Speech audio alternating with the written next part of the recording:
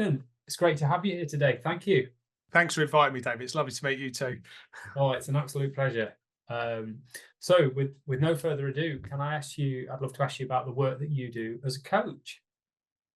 Yeah, what would be useful? What would you like to know about?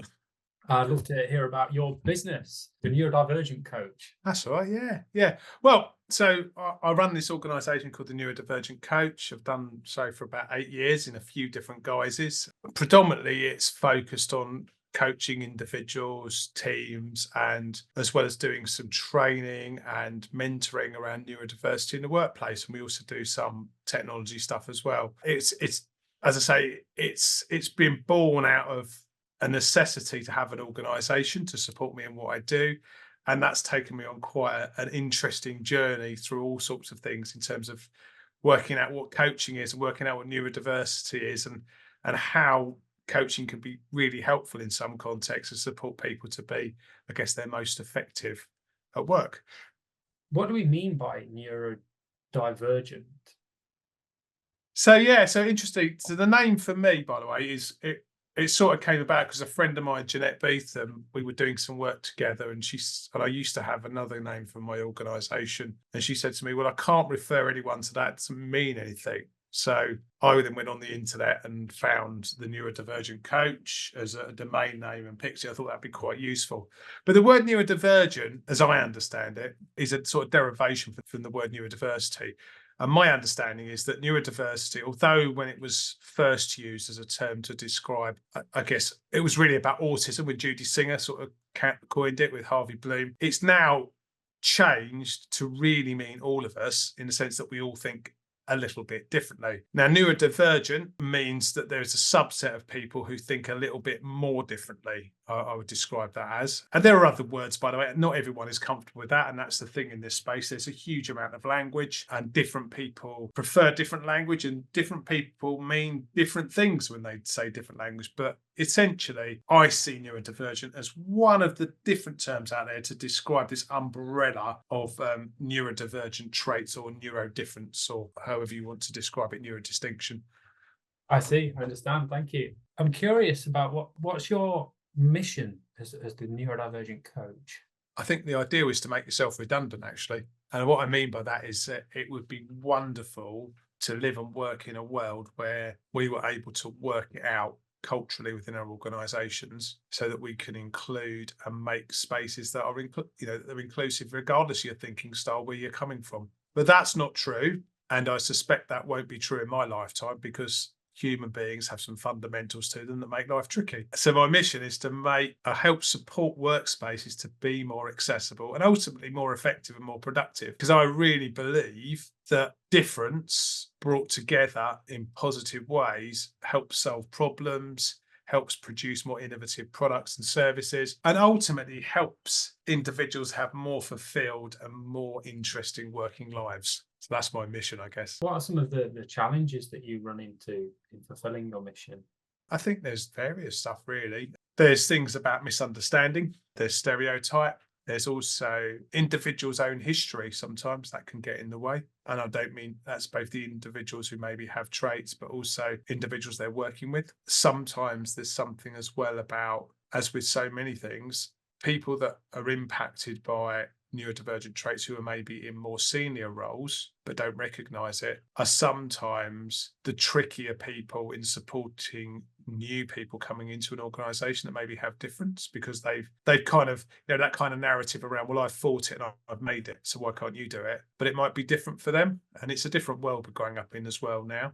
It's different. I say growing up in, I'm 50, but obviously I'm not growing up. I'm kind of nearly there, I think. Well, maybe halfway, I don't know. Someone did say to me the first 150-year-old had been born. I'm not sure that's me, but you never know.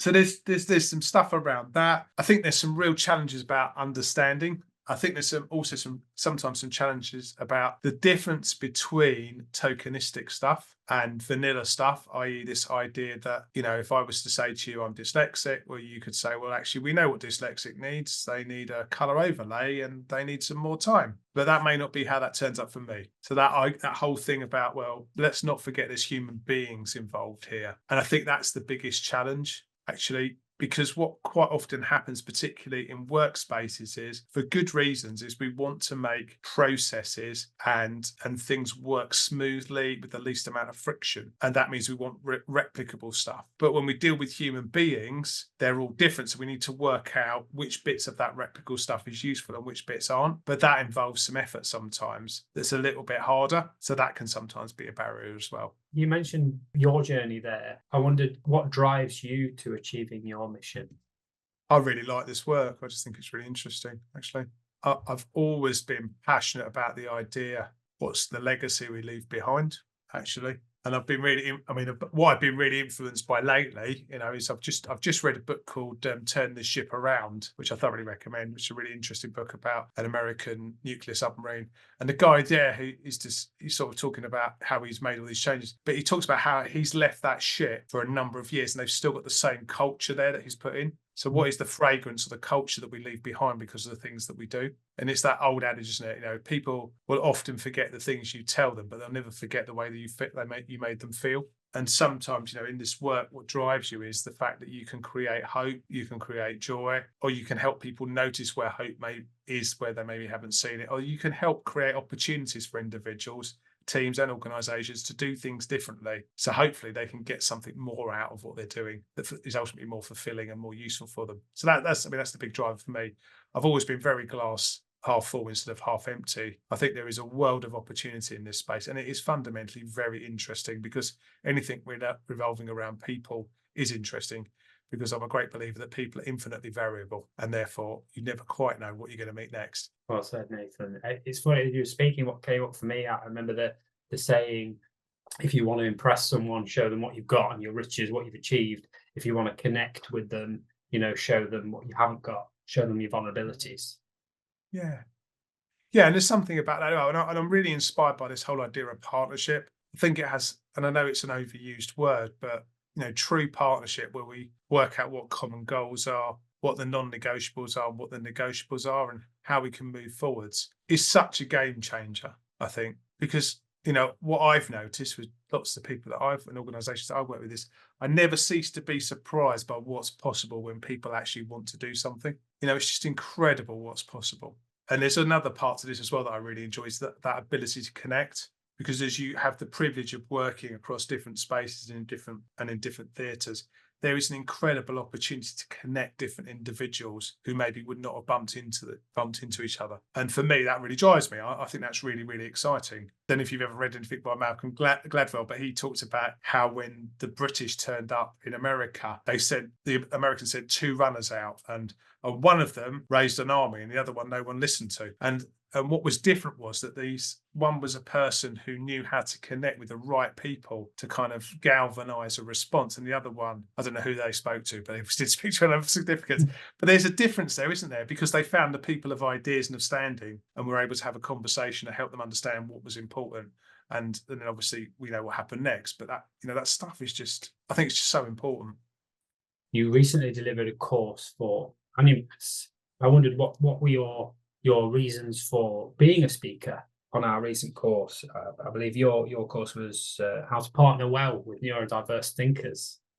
Yeah, so gosh, it's a bit of a long story. So I've forgotten his name. Who's the guy that started Animas? I can't remember his name. Nick Bolton. Nick. So yeah, it's Nick. So I heard an interview with Nick Bolton with Claire Pedrick, I think it was about 2 years ago.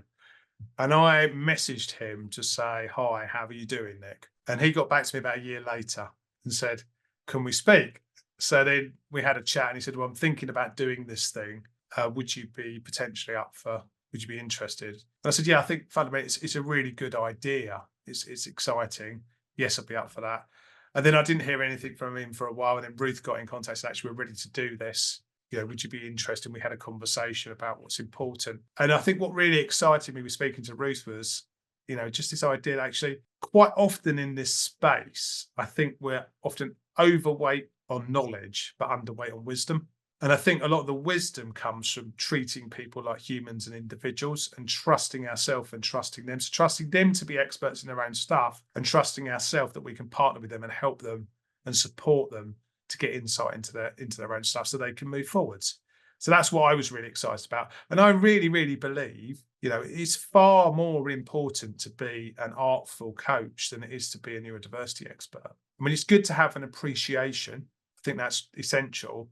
But ultimately, partnership is what matters. And that's about being a great coach, because that's what facilitates people to move forwards. If that's what people need. If they want something different, then obviously coaching is not the answer. But if coaching is what they've come from, what they want to do, then being artful and being there to listen to them and to notice what's happening is far more important than being able to offer answers to questions around neurodiversity, I would say.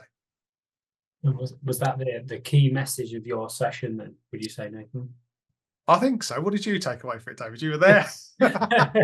I thoroughly enjoyed it. I took a good deal away from it, as you know. Yeah. But definitely less about me. No, it's fine too. Was there anything in particular that you hope your audience would start doing or take away from your session? I think be brave enough to get involved.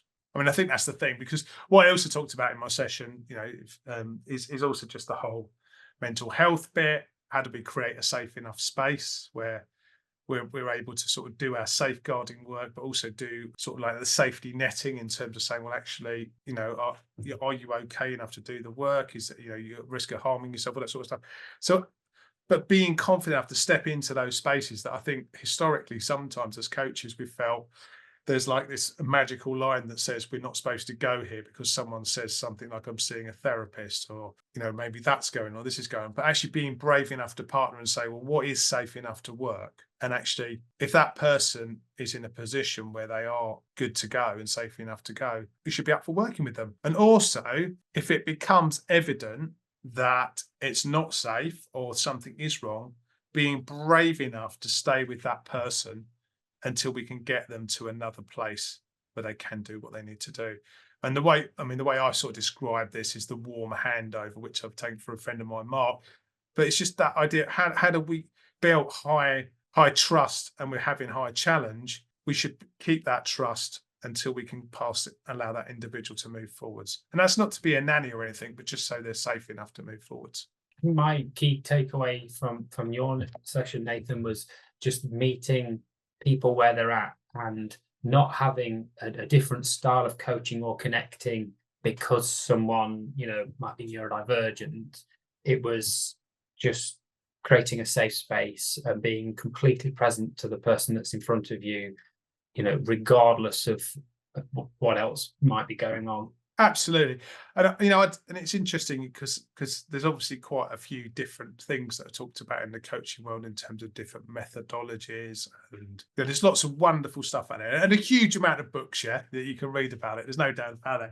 But I think what I've learned through my coaching practice and doing quite a lot of this work and other work is, the person you're working with will give you an indication of what we need to do. They won't necessarily say explicitly, but they'll give you an indication of what's useful. For example, they may say, I'm stuck. Now, if they say I'm stuck, that's an indication that they probably need to move, I would argue. And that might be as simple as standing up. And, next time you're coaching someone who says they're stuck, I would encourage you to ask them, is it okay if we move? And you can move with them. I mean, I'm standing up at the moment, David's not, but that's but being all serious, because actually there is such a link, isn't there, between what we think in our head and what our body needs to do. And often many of us work in a space where we're just using our brain and our fingers, when actually we need to get moving our body a bit more and do stuff in different places. And that might be involved, I need to experience something different. And that might be, if we're doing some work, that might be, well, okay, should we switch to the phone, switch the medium? Let's go for a walk. I'll walk where I'm, you walk where you are. And I think that works I've seen that work really well in terms of giving people insight into what's going on, because it's often really hard to see what's wrong when you're sat in that chair where the wrong things have been happening. You've been stuck with that problem. But as you walk away from the chair, your perspective changes completely. Did you mention on your session as well, Nathan, about working with people's metaphors? If they say I'm paddling water, I'm drowning, I'm struggling to stay up, and you were, well, how can we get you out then? Absolutely, yeah. And I think coming back, also the other thing with that, I mean, it's a great one, is be careful not to become the rescuer. We did talk a little bit about Cartman's drama triangle, and and the reverse triangle, which I forget the name of it, being the one that's sort of the positive one. But there's something really important about not being the rescuer. And there's something also really important about not rushing. Because because someone has expressed the fact they're drowning, sometimes we need to stay in that space until we're ready to move out of it. Because it's metaphorical. They're not really drowning, also we don't need to actually save them.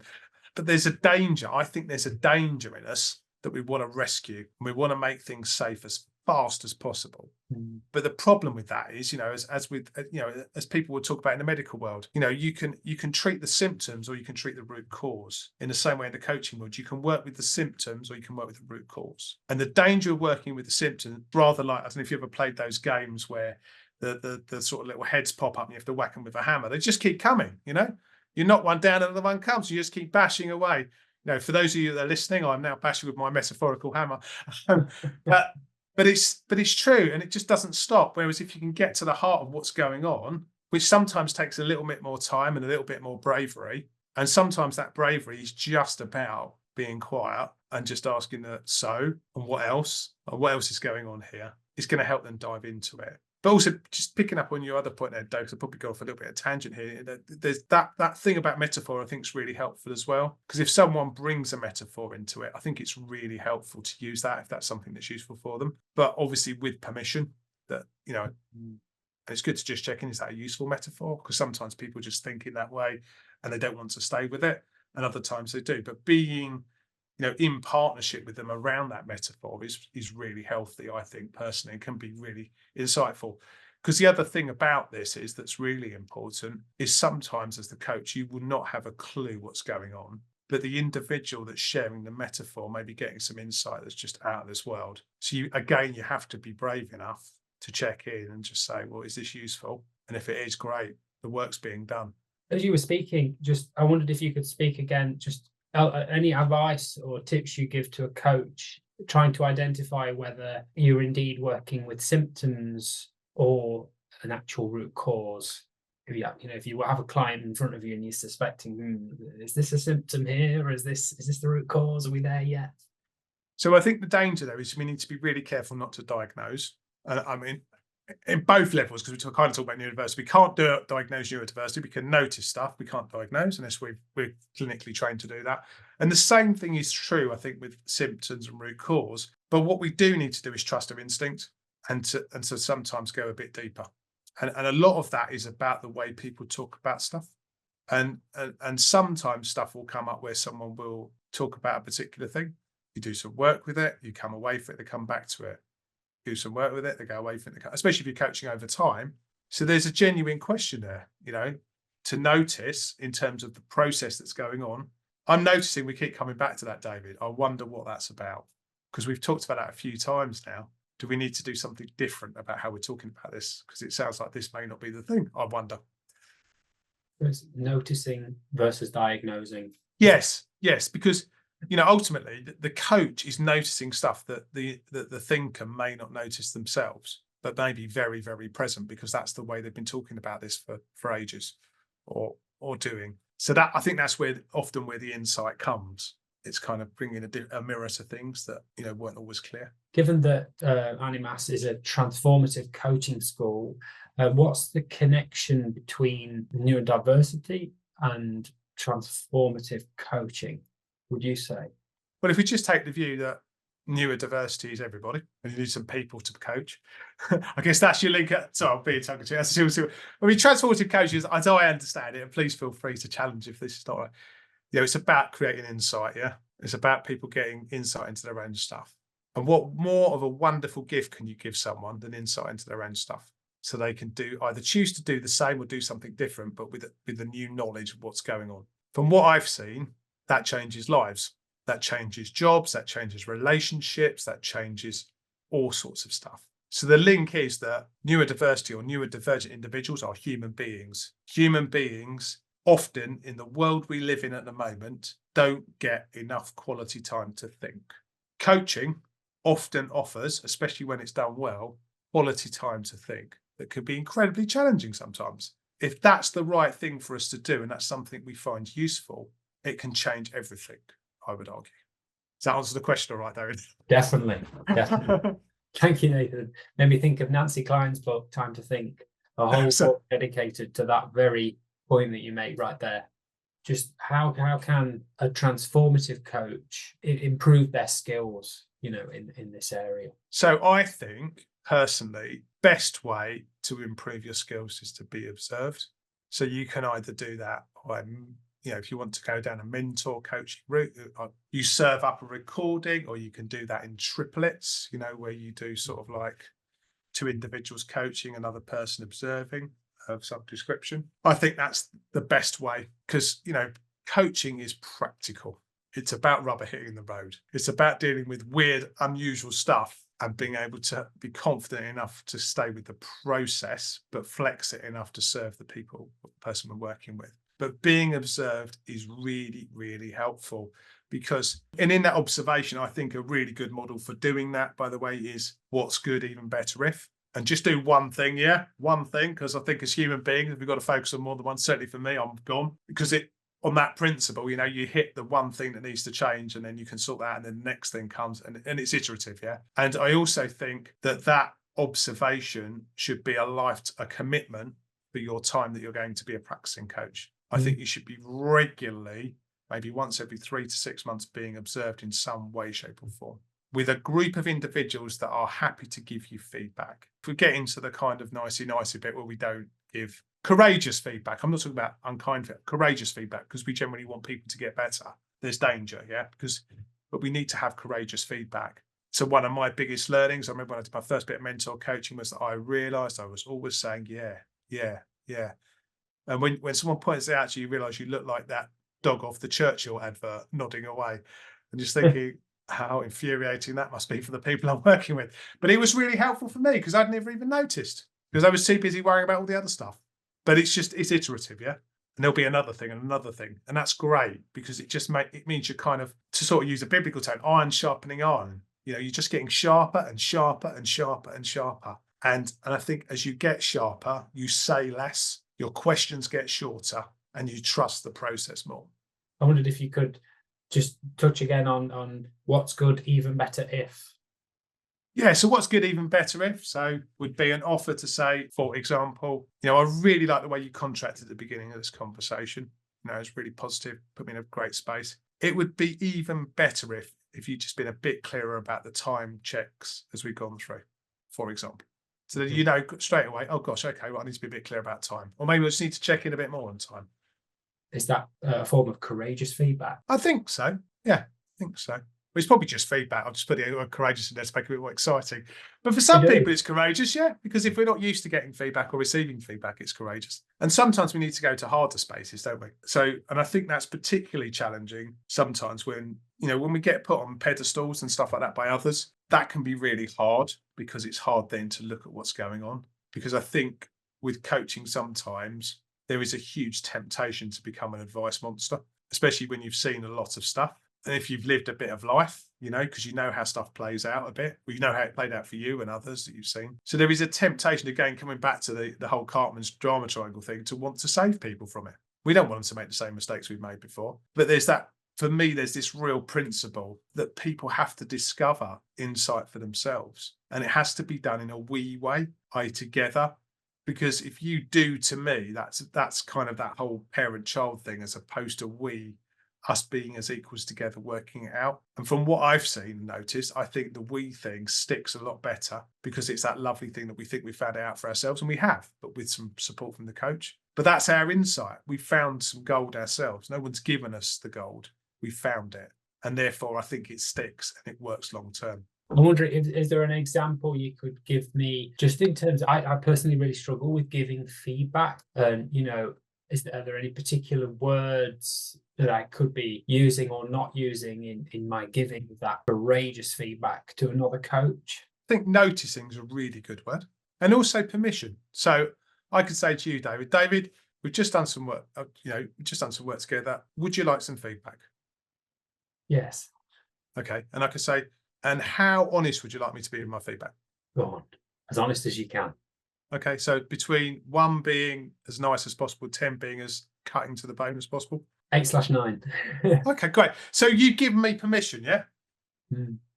And I still need to be kind. I can't be horrible, or because it's all about us working together so you can get something to do with. So then in that feedback, we can say, right, so David, I really enjoyed our session. Thank you so much. You really helped me get where I needed to go. There was a couple of points where I thought, gosh, I just wish you'd give me a little bit longer to think, if that's okay to offer. Is that okay? Yes, thank you.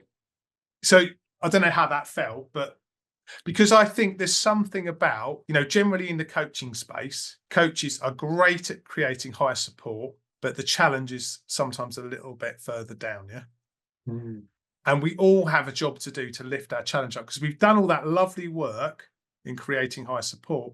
How do we lift the challenge? And the same is true when we're doing mentor coaching together. If we're in this together and we're supporting each other, we've created a space where we can have high challenge because we've done the work in creating the high support, but with permission, obviously. No, I enjoyed your feedback, as I felt you sort of wrapped it in like a warm, I don't know if cotton wool's the right word, but I could feel that it was coming through. It was being delivered in like, a vessel of warmth and honesty and authenticity. Yeah, it has to be authentic because, as coaches, what we should never forget is that particularly if we're doing one-to-one coaching, there are only two people in the room. So actually, if we do not serve our fellow coaches by giving them really good quality feedback, the only person that's going to suffer is potentially the next thinker, because that coach is not going to know what's going to be even more useful to support the next thinker. And as with all feedback as well, I think we should challenge it. We should ask questions about it. And sometimes we need to talk to other people about it. But at least we know it and we can work out if it's useful or not. Yeah. So Nathan, I'd love to know more about you. What's your main focus right now, your work? So I've been doing a bit of work with 3D coaching, Claire Pedrick's organisation and Sue Blanch's organisation. We're doing some work at the moment. We're starting to do some work in a number of different faith institutions, starting to look at neurodiversity and how we can partner well in those settings. So that's a really interesting piece of work for me. I'm also spending a bit more time now, I guess, moving into this, talking about what coaching is all about. But although I use the word coaching, what I really mean is talking about what better conversations look like. Because I think these skills, you don't need to be a professional coach to use coaching skills really effectively in conversations. And I think one of the keys around this kind of like neurodiversity space is how to have better conversations. And that's both conversations in terms of when we need to communicate about something, but also how to set up better conversations. So for example, if we know that we behave in a certain way when we feel anxious or stressed, how do we have a pre-conversation that says, this is the sorts of things that would be really useful to support me to get back into a good place? That sort of stuff. I just think there's a lot of quite simple but powerful work that can be done there to support organizations to work better. And I'm really, really fascinated by that because I love this idea that small things change everything. Do you have any other plans for the future, Nathan? What, in terms of like personal ones or? Yeah, well, personal, business. I don't know really. I guess I really want to carry on what I'm doing. I really enjoy it. I also really enjoy the breadth of work I've been fortunate enough to do in terms of working with individuals from lots of different spaces. I also really enjoy and starting to press into doing more work around action learning sets in this space as well, because I think there's something, for those of you that don't know, an action learning set is kind of like, I guess I would describe it as exploded coaching. And what I mean by that is you have a group of individuals, you have a facilitator, and you have a presenter who would be one of the group, and they would basically be the person, the thinker being coached. And the rest of the group act as the coach, asking coaching questions. The role of the facilitator is really, it's almost, they're holding the process. They're holding the process and they're not coaching, they're holding the process. The group is coaching the individual. But the concept is really that quite often we can have coaching conversations about similar things with lots of different people one-to-one, but there's no cross-learning. But in the action learning set, because you've got a number of individuals that are maybe interested or wanting to look at that same thing, you're getting this cross-learning going on in the space. And that's just amazing because it really starts to release and build structure and strength in an organization as well, because it's not hierarchical. It doesn't need to be team specific. It can, individuals come from different spaces who've got an interest and a desire to move forward with a topic. So I think that's really, really interesting, actually, and very transformative. I'm really fascinated by that as well. So there's quite a few little irons going on. But yeah, I guess for me, because of the way I'm driven, there is something about looking to the next thing, but also what I have to do is just do that sanity check and recognize how much I enjoy what I'm doing at the moment. Because for me, Monday morning is a time of interest and excitement, and that hasn't always been true. That hasn't always been true throughout my working career. So that is such a game changer for me. It feels like I want to protect that, but at the same time, I still need to keep moving forwards, because I think there's lots of different applications in this space in terms of what we're doing. So, but the other thing that I'm really keen on is collaborations and partnership, because I know as a small organization, we can't change the world, yeah? But I also know there are others out there that do similar work to me who I've got a great deal of respect for, and collaborating together to achieve big, hairy goals is fundamentally very exciting and very interesting. So starting to do some of that work already and working out where there's things we can do together to move the needle is really useful. The other thing I think that's really interesting is taking this to different places. So I've done some interesting podcasts, for example, I've done one on health and safety and neurodiversity, which is fascinating. I'm doing one on consultancy later in the year with a friend of mine. But I was really influenced by a book called The Medici. I'm just looking over at my bookshelf. The Medici Effect, which is all about the Florence and Leonardo da Vinci and all these sort of people. And basically what the book was talking about was this idea that we live in quite a siloed world, where you rise up this tall silo to become the best at your thing. But fundamentally, we're all unique as human beings, so we all have different interests. So actually, if we bring our kind of different silos that we're interested in together, we end up in a class of one. So how do we raise our own silo to a point where we get to do the things that we're really fundamentally interested in and collaborate in that way to create spaces where we're the only option, because actually we're the only person doing that work, and bring others into that space? That's what really interests me. Is that too much, David, or is that? That's perfect. No such thing. No, so you released a podcast. My next question was going to be where can we find you? So you can find me through a website, the Neurodivergent Coach. There is an absolutely fantastic tool that I do not have to hand at the moment, which I'd recommend to anyone, where you can actually search for any podcast someone has been in. Because you know what it's like if you go and appear on other people's, it will search by episode where you appear, which is quite interesting to follow people's trail. I'm also on LinkedIn. So if you're on LinkedIn, please feel free to connect. I'm really happy to have conversations with people. I also just want to say, if you're a coach that's looking to move into this area, I'm really happy to have a chat if that's helpful, because it can be quite daunting working out how to build a coaching business, actually, because that's part of it. I know we're talking about coach training here, but there's more than one part to that, isn't there? And the reason why I trained as a coach was because I was already coaching, but felt really strongly I wanted to be accredited, because I wanted oversight and I wanted supervision, because that thing about there's only two people in the room. But that's only part of the story. You've still got to build a business. You've got to market it. You need connections in terms of other people that do other stuff to help support you. And I just love this notion of who are the people that are talking about you when you're not in the room? How do you foster those relationships? And I think there's a lot about paying it forward and investing in other people's stuff to help move that. But there's also something really important about getting paid for what you do as well, which I think I'm really passionate about, because I think people that invest in becoming great coaches should get paid to do that. And it's important that we earn an appropriate wage for the expertise and time that we're putting in. Because I do see sometimes, that there's people that I think they're underselling themselves. And I don't think that's good for them or good for the industry, actually, because actually when it's done really well, it has a huge value. And I'm not talking about people like Tony Robbins who are charging the earth. I'm talking about, actually just earning, a good amount of money so you can sustain this and be good at what you do. Thank you, Nathan. I know Nick Bolton talks about the importance of clients paying enough to ensure that they are fully invested in the process. I think he uses an analogy around it. You wouldn't charge a CEO 20 quid.